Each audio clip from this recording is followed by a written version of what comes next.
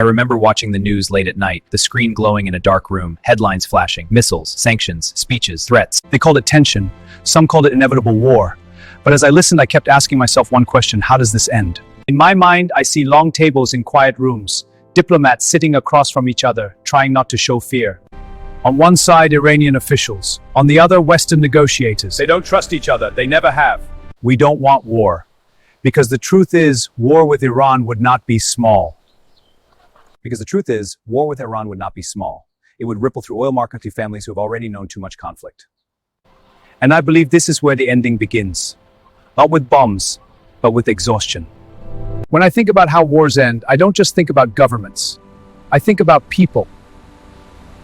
People are tired of inflation, of uncertainty, of being trapped between powers. History shows us when pressure builds, something changes. When pressure launches, not always dramatically, sometimes slowly, sometimes quietly. My people, the path of war brings only ruin.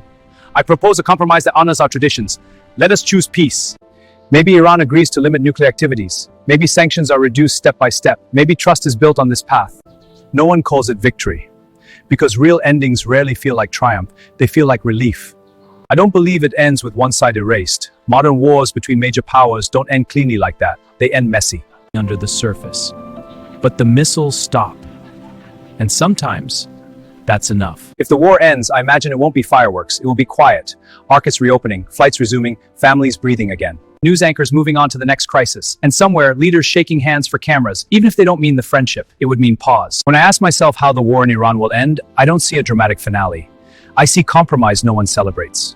And I see the world stepping back from the edge, not because anyone won, but because everyone realized what losing would cost. That's how I believe it ends. Not with victory, but with survival.